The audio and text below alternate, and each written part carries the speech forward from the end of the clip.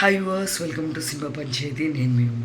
So ఈరోజు big బాస్లోని second contestant గురించి మనం మాట్లాడుకుంటున్నామండి.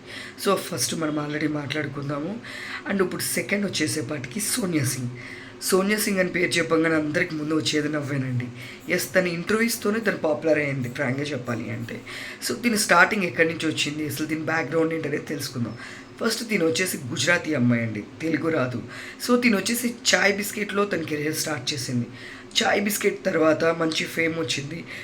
తన సొంతగా ఛానల్ స్టార్ట్ చేసుకుంది, కిరాక్ పోరి అని చెప్పేసి, హే పిల్ల అని చెప్పేసి ఇట్లా ఛానల్ స్టార్ట్ చేసుకొని సొంత ఛానల్ స్టార్ట్ చేసుకోవడం జరిగింది. దానికి ఇంకా పాపులారిటీ వచ్చింది. మంచి పాపులారిటీ వచ్చిన తర్వాత దానికి మన సినిమాస్లో, వెబ్ సిరీస్లో మంచిగా ఛాన్స్లు వచ్చినాయి. సో దానికన్నా ముందుగా తిను టెలివిజన్లో కూడా వర్క్ చేసింది. తను యమలీల అని ఒక సీరియల్ వర్క్ చేసింది.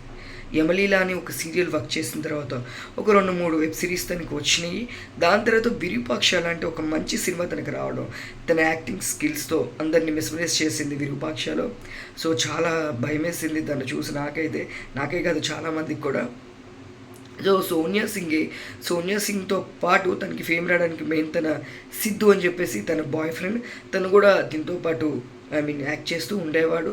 సో ప్రజెంట్ వీళ్ళిద్దరూ ఎక్కడికి వెళ్ళినా, షోస్కి వెళ్ళినా, ఎక్కడికి వెళ్ళినా సరే కలిసే వెళ్తూ ఉంటారు. సో అందరికీ తెలిసిందే తన బాయ్ ఫ్రెండ్ అని చెప్పేసి. సో సిద్ధు వీళ్ళిద్దరు కాన్వర్జేషనే కానీ, ఇంటర్వ్యూసే కానీ, దీనివల్లనే తన వంశగా అందరికీ నవ్వు వచ్చేది తన కాన్వర్జేషన్తో. రీసెంట్గా విరూపాక్ష కూడా చూస్తే కనుక మనం ఫుల్గా నవ్వుకుంటూ ఉంటాము తన ఇంటర్వ్యూస్లో కానీ, ఎక్కడైనా సరే.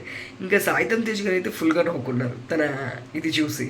తన ఎక్కడైనా ప్రీ రిలీజ్ కానీ, ఏ రిలీజ్కి వచ్చినా, ఏ ఈవెంట్ ఫంక్షన్కి వచ్చినా తన మాటలకి పడి నవ్వుతారు. సో నాకైతే తను అనగానే ఫస్ట్ అదే గుర్తొస్తుంది. తనకి తెలుగు ప్రాపర్గా రాదు, బట్ ఇప్పుడు ఫైన్ అనుకుంటున్నాను.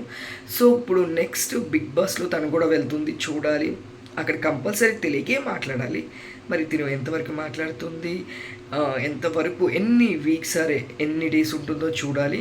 సో సోనియా సింగ్ కూడా వెళ్తుంది కంపల్సరీ. ఇద్దరు జోడీ అని చెప్పేసి అంటున్నారు, చూడాలి. జోడీ అయినా కాకపోయినా సోనియా సింగ్ ఇసే కంపల్సరీగా వెళ్ళే లిస్ట్లో ఉంది అని చెప్పేసి అంటున్నారు.